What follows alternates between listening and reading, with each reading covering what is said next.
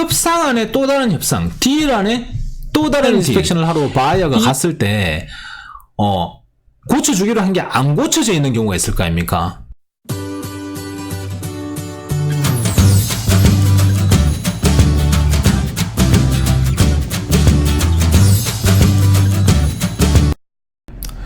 반갑습니다. 제이정입니다. 반갑습니다. 홈 인스펙션에 대해서 설명드리겠습니다. 홈 인스펙션은 겉으로 보이지 않는 문제점을 찾기 위해서 집을 전반적으로 말 그대로 인스펙션, 그러니까 집을 점검하는 겁니다. 이건 다들 뭔지 아시겠죠? 시기적으로 봤을 때 인스펙션은 보통의 경우에 에스크로를 열고 디파짓을 하고 바로 합니다. 그러니까 꼭 그렇게 해야 되는 건 아니고요. 보통의 경우는 그렇게 하는 겁니다. 이게 딱 정해져 있는 건 없습니다. 그리고 파이널 인스펙션하고 인스펙션하고 약간 혼돈하시는 분들이 가끔 계시는데요. 파이널 인스펙션하고 인스펙션이 다른 점은 파이널 인스펙션은 바이어가 에스크로 클로즈 하기 전에 하는 겁니다. 우선에는 인스펙션 요 부분에 대해서 먼저 알려드리고요. 그리고 바이어 파이널 인스펙션에 대해서 알려드리도록 하겠습니다. 이 인스펙션을 하고 난 뒤에요. 집이 생각보다 심각한 문제를 가지고 있다든지 혹은 다른 문제가 있다든지 하면 캔슬을 할 수 있습니다. 내일 모레 집이 무너질 것 같으면 당연히 캔슬을 해야 되죠. 캔슬을 하려면 캔슬을 하겠다고 편지를 보내면 캔슬이 됩니다. 거래 자체를 완전 그냥 무효화, 백지화 시키고 안 사도 아무런 문제가 없습니다. 디파짓 한 돈 다 돌려받을 수 있습니다. 스탠다드 양식의 폼이 있는데 이 부분은 거래에서 캔슬하는 법, 요 부분을 하나 따로 만들어서 설명해 놓겠습니다. 그리고 고쳐달라고 요청을 할 수도 있습니다. 인스펙션 결과에 따라서 나 이거 고쳐줘 이렇게 할 수도 있습니다. 바이어 옵션은 고쳐달라고 하는 요청 없이 그냥 살 수도 있습니다. 어떤 것을 선택하든지 간에 이거는 바이어의 옵션입니다. 사는 사람 구매자의 옵션입니다. 해도 되고 안 해도 됩니다. 캔슬을 해도 되고, 그리고 고쳐달라고 이거 고쳐달라고 해도 되고, 아니면 그냥 고쳐달라는 거 필요 없이 어차피 그냥 사겠다 이렇게 해도 되고요. 셀러는 이 부분에 응할 수도 있고, 돈으로 줄 수도 있고, 네가 요만큼 고쳐달라고 하면, 싫어. 그러면 내가 그냥 300불 줄게 끝내자. 이렇게 끝낼 수도 있고, 이건 또 셀러의 옵션입니다. 간혹 인스펙션을 하지 않으시려는 분들도 계시는데요. 집을 고쳐주는 조건 없이 as is라고 그러거든요. ASIS. 그러니까 이거는 처음에 계약을 할 때 당시에 고쳐주는 거 없이 있는 그대로 사겠다. 이렇게 하더라도 홈 인스펙션은 무조건 하십시오.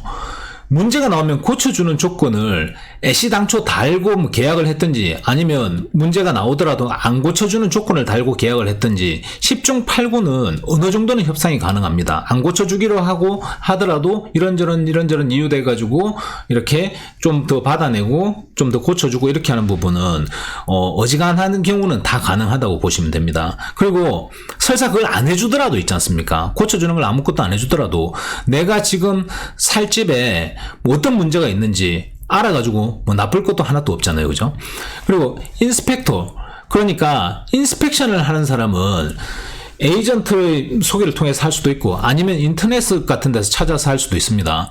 네, 무조건 문제점을 많이 잡아내는 인스펙터가 좋습니다. 작게는 몇백 불, 그리고 많게는 몇천 불, 이런 금전적인 덕실이 왔다 갔다 하거든요. 인스펙터가 많이 잡아내주면 그게 다 돈입니다. 그건 뒤에서 설명을 드리겠습니다. 금액은 집 사이즈에 따라서 조금 다른데요. 보통 한 350에서 한 550불 정도 하는 것 같습니다. 이 돈은 바이어가 부담을 합니다. 여하튼 집 마음에 안 들어가지고 캔슬을 하든지, 아니면 문제가 좀 있든지 없든지 간에 그냥 구매 결정을 하든지, 말씀드렸다시피 이거는 썩 좋은 결정은 아닙니다. 뭐라도 요구를 하셔야 됩니다. 여하튼 이 두 개가 아니라 그러면 고쳐달라고 요청하려고 이 집을 사야 될 거 아닙니까?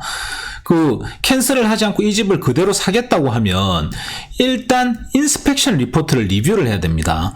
인스펙션 리포트는 되게 깁니다. 이게 지금 인스펙션 리포트거든요. 이게 인스펙션 리포트인데 되게 깁니다. 제가 따로 보여드릴게요. 이게 인스펙션 리포트입니다. 적게는 한 30장에서 많게는 한 70장. 이거 다 보려고 그러면 완전 날밤 까야 됩니다.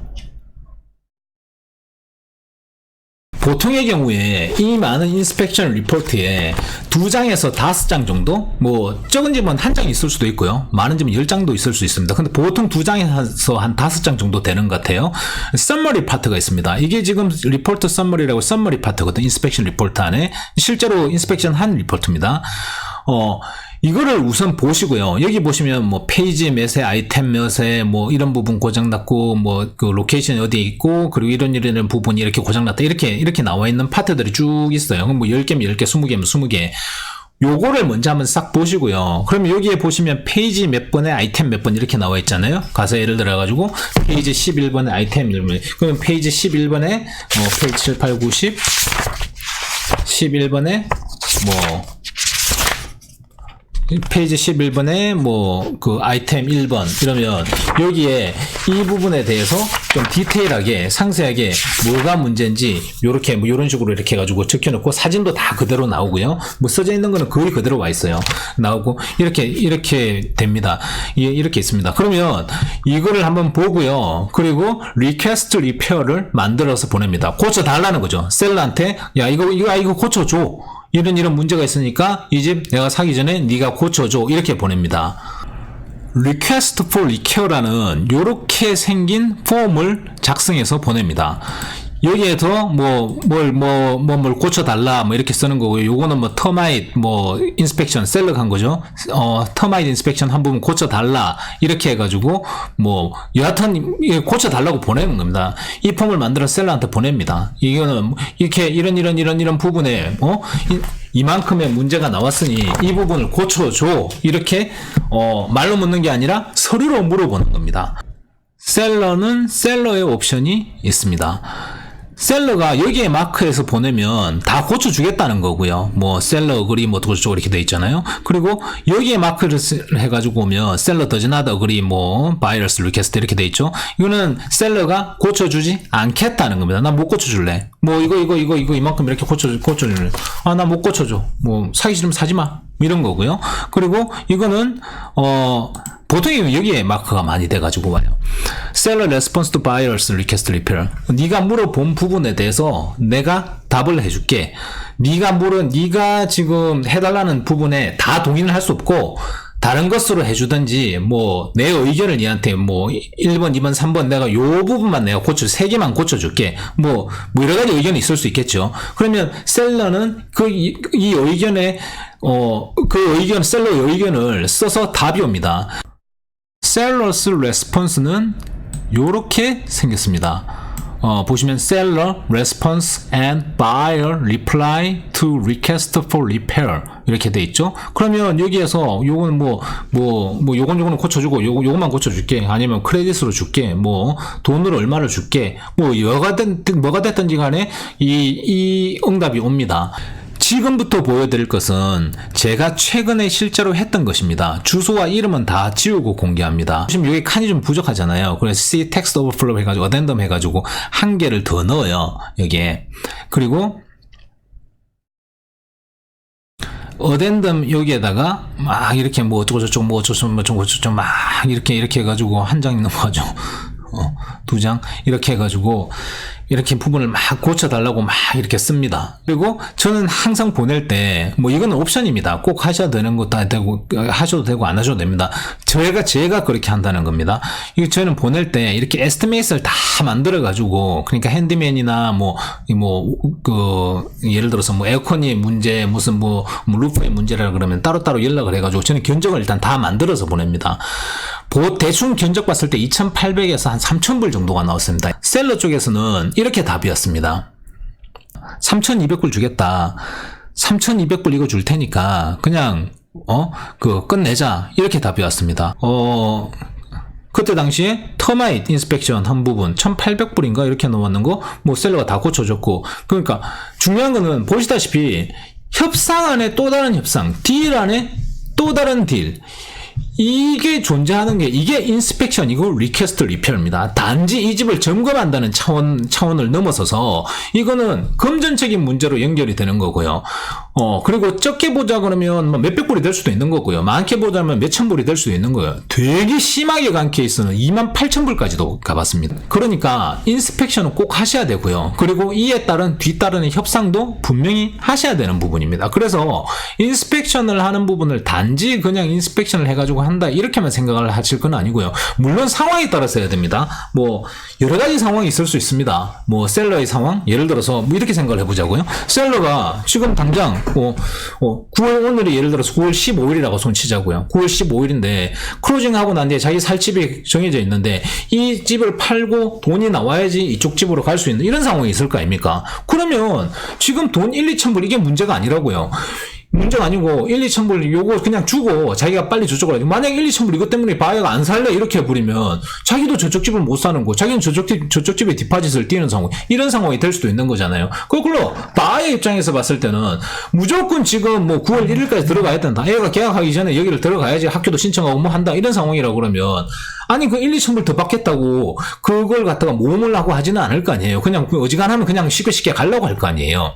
그 마켓 상황도 중요해요. 마켓 상황이 지금 뭐 바이어가 되게 많고 마켓이 되게 핫한 상황이다. 이렇다 그러면 당연히 셀러 입장에서 너 나가? 난 다른 바이어 구할래. 이렇게 할 수도 있는 거죠. 그러니까 여러 가지 상황을 종합을 해서 그러고 난 뒤에 결정을 하시고 이 부분에 협상에 돌입을 해야 되는 겁니다.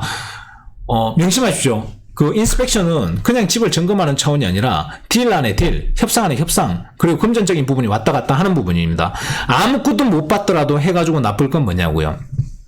내 집에 최소한 어떤 문제가 있는지 알고 들어가는 것과 모르고 들어가는 것과 차이는 분명히 있겠죠. 누구나 내 집의 문제점을 다 알고 들어가려고 하겠죠. 뭐 지금 당장 돈이 없어가지고 못 고치더라도 나중에라도 고칠 거 아닙니까? 그죠? 다시 들어와서 말씀드렸다시피 홈 인스펙션은 지금 이때까지 설명드린 홈 인스펙션은 에스크로우가 열리자마자 거의 제일 처음으로 하는 단계 중에 하나라고 봐야 되고요.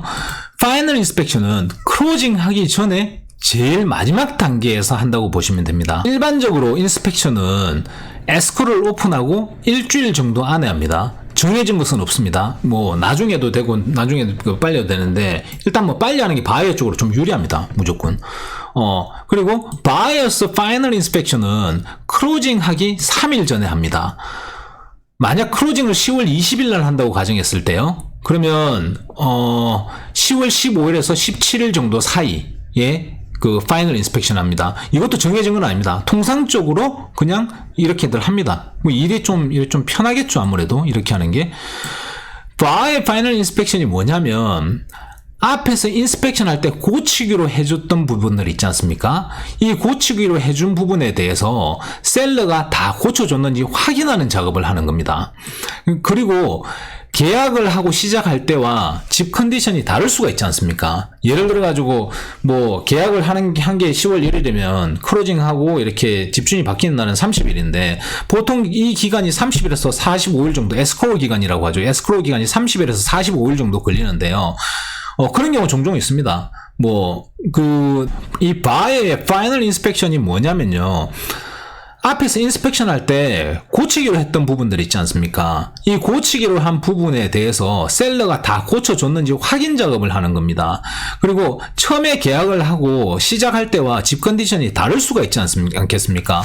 여기 같은 경우에 9월 15일 날 시작을 했단 말이에요. 9월 15일 날 시작을 했고 그리고 10월 20일 날 이제 끝났단 말입니다. 그러면 거의 한 40일 가량의 이 기간 동안에 셀러가 처음에 살면서 이 중간에서 뭐 창문을 하나 깼을 수도 있고 문제가 있을 수도 있지 않습니까? 그런 경우도 간혹 있습니다. 그런 것을 확인하는 걸 파이널 인스펙션을 합니다. 이거는 뭐 누가 따로 가고 이렇게 뭐 스페셜리스트가 가고 이런 게 아니고요. 바이어하고 바이어 에이전트하고 보통 이 두 사람이 가는 경우가 많습니다. 그리고 만약에 파이널 인스펙션 하러 갔을 때 요때 파이널 인스펙션을 하러 바이어가 갔을 때 고쳐주기로 한 게 안 고쳐져 있는 경우가 있을 거 아닙니까? 그러면 고쳐달라고 써가지고 사인을 해서 보내면 되고요. 혹은 집 컨디션이 처음에는 멀쩡했는데 창문이 깨져 있다 그러면 이게 고쳐달라고 써가지고 보내야 되고요. 벽이 뭐 원래 똥칠이 없었는데 지금 똥칠이 돼 있다 그러면 똥치워달라고 이야기를 해야 되는 겁니다. 써야 되는 폼은 이렇게 생겼고요. Verification of Property Condition 이렇게 돼 있죠. By a Final Inspection 이렇게 적혀 있죠. 여기에 요렇게 생겼고요. 여기 공간이 되게 넓잖아요. 여기에다 주저리 쓰면 되고요. 만약에 문제가 없다 그러면 none이라고 써서 보내면 됩니다. 뭐, non이 뭐 아무것도 없다, 이거죠. 그리고 이거 정말 중요한 거 한 가지 꼭 아셔야 하는 것이 있는데요. 예를 들어 고쳐줄 것을 셀러가 고치지 않았다고 크로징을 할 수 없는 것이 아닙니다. 그런 경우가 있을 거 아닙니까? 이렇게 해가지고 서류상으로 보내고 고쳐준다 이렇게 했는데 파이널 인스펙션에 가서 보니까 이걸 안 고쳐놨단 말입니다. 이런 경우가 있지 않습니까? 그렇다고 해가지고 크로징을 할 수 없는 것이 아닙니다. 등기 이전, 그러니까 소유권 이전을 할 수 없는 것이 아닙니다. 소유권 이전하는 부분에 대해서는 요구하고 상관없이 진행대로 그게 그 법입니다. 그 상관없이 소유권 이전, 그러니까 크로징은 제 날짜에 하게 되어 있습니다. 가령 예를 들어서 10월 20일이 크로징 날짜고 파이널 인스펙션을 10월 17일 날 했는데 아직까지 아무것도 안 고쳐졌단 말입니다. 그러면 파이널 인스펙션 이후에 이 폼에 안 된 부분을 되도록이면 디테일하고 명확하게 써서 보내야 됩니다. 사진까지 첨부해서 보내면 더 좋고요. 그래도 안 고쳐주잖아요. 근데 10월 20일 날이 크로징 날인데 그래도 안 고쳐주잖아요. 크로징 하고 난 뒤에 혹은 그 전에라도 클라임을 해야 됩니다. 이게 좀 법이 좀 거지 같은데요. 여하튼 그렇습니다. 근데 이런 상황이 됐을 때 소송하면 100% 바이어가 이깁니다. 그렇기 때문에 리퀘스트 리페어 이 부분에 대해서 뭐 고쳐달라, 뭐 고쳐주겠다 이렇게 한 부분에서 협상을 하고 사인까지 다 했는데 고쳐주기로 한 부분을 안 고쳐주고 배째라고 하는 경우는 거의 없다고 생각하셔도 됩니다. 예를 들어서 안 고쳐줬단 말입니다. 집을 팔고 법원에 가서 싸우면 셀러는 진짜 배 찢어집니다. 분쟁을 미연에 방지하기 위해서 혹은 분쟁이 생겼을 때 이 분쟁에서 꼭 이기기 위해서는 서류를 세밀하고 그리고 순서에 맞게 아주 잘 만들어야 하는 겁니다. 이렇게 홈 인스펙션과 바이어스 파이널 인스펙션에 대해서 설명을 드렸습니다. 도움이 되셨으면 좋겠습니다. 감사합니다.